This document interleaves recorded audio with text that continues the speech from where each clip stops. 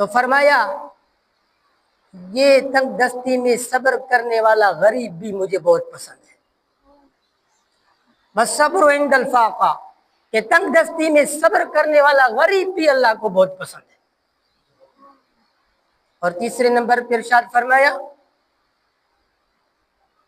والبکاء عند الندامہ،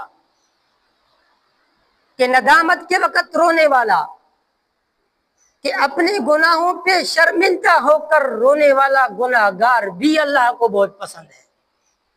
کہ اپنے گناہوں پہ شرمندہ ہو کر احساس ندامت میں آنسو بہائے، اللہ کے حضور اشک بہائے، گڑ گڑائے، تو وہ رونے والا گناہ گار بھی اللہ کو بہت پسند ہے. والبکاء عند الندامہ،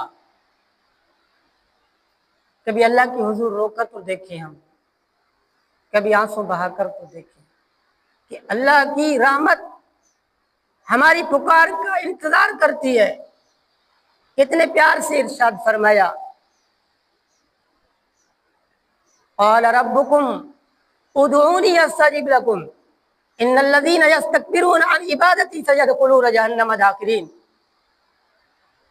میرے بندو، اگر تمہارے گناہ بہت ہیں تو میری رحمت کا بھی کوئی ٹھکانہ نہیں.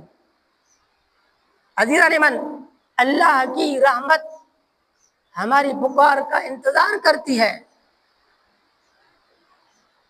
کبھی اس کے در پہ آئے تو صحیح.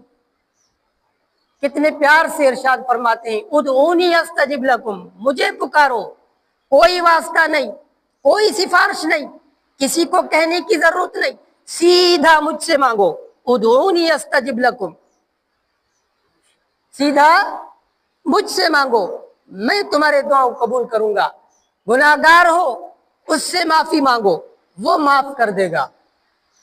تکلیف ہے اس کے سامنے رو لو، وہ دور کرے گا. غم زدہ ہو اس سے کہو ادعونی استجب لکم، مجھ سے مانگو. اللہ فرماتی میں تمہارے دعاؤں کو قبول کروں گا، میں سنوں گا، مجھ سے مانگو. کتنا پیار ہے ان الفاظ میں، ان جملوں میں کتنا پیار ہے. ادعونی استجب لکم، کہ اگر تم بہت گناہ گار ہو تو میری رحمت کا بھی کوئی ٹھکانہ نہیں. تم اپنی ساری زندگی کے گناہوں کو جمع کر کے لے آؤ، ساری زندگی کے خطاؤں کو جمع کر کے لے آؤ، میں تمہیں تمہارے گناہوں کا تانا بھی نہیں دوں گا، معاف کر دوں گا.